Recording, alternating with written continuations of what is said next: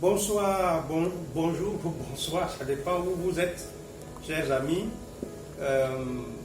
Aujourd'hui, nous allons parler d'un sujet douloureux pour les femmes qui en sont victimes, les familles, les couples qui en sont victimes, c'est le décès infantile répété.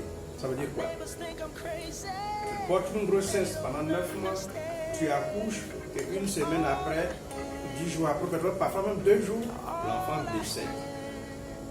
Tu attends, tu reprends, tu réaccouches, tu redécèdes. 2 fois, 3 fois. Ce sont ce qu'on appelle les décès infantiles répétés. Dans ma langue maternelle, éve, il y a un terme pour dire la pathologie, en quoi cela consiste. On appelle ça dikui.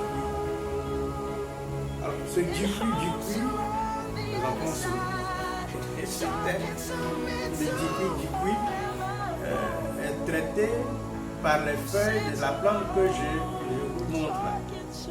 Évidemment, je ne vais pas vous donner toute la recette, ce serait trop facile. Mais je vous montre cette plante-là qu'en Côte d'Ivoire, en tout cas en langue malinké, on appelle mana. Et c'est une plante qui sert donc à faire ce traitement.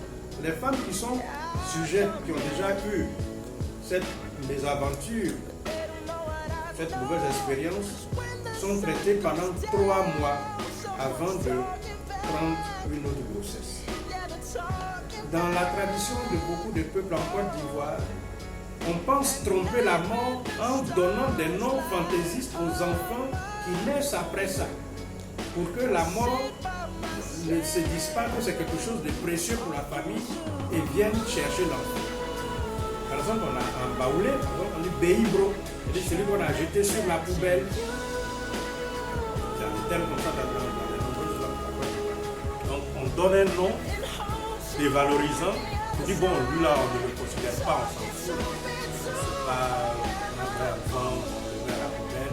Ou bien on va exposer le bébé dans une poubelle pendant une journée entière. On dit bon, on l'a jeté, ça c'est pour tromper la mort. Bon, je ne sais pas si on peut tromper la mort, hein, mais enfin ça ce sont les croyances qui existent aujourd'hui encore.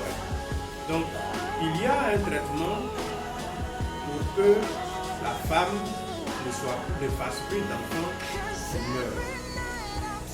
Je n'ai aucune explication scientifique sur ce problème-là.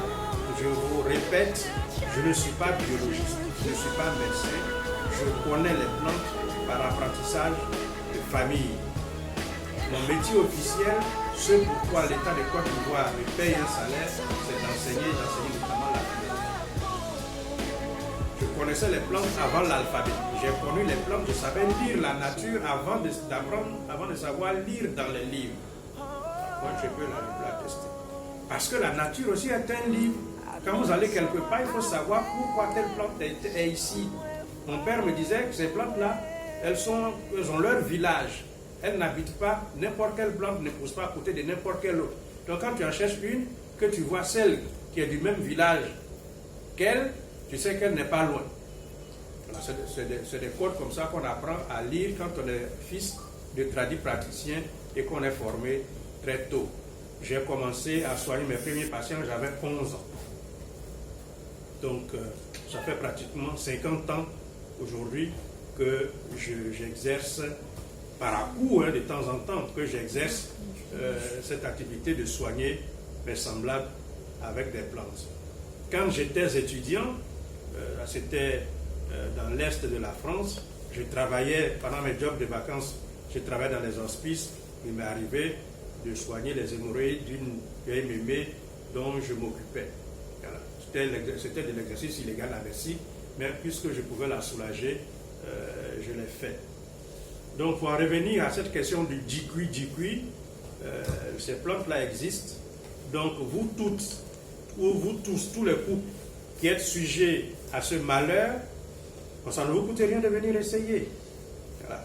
On pense qu'il y a quelque chose qui se passe dans l'utérus de la mère, dans l'utérus de la femme, et qui fait que l'enfant, quand il est né, il a toutes les apparences d'un enfant sain, Mais il y a quelque chose qui cloche en lui et il décède une semaine ou une dizaine de jours après. Voilà donc un sujet douloureux pour lequel, heureusement, je viens vous apporter l'espoir d'une solution par les plantes.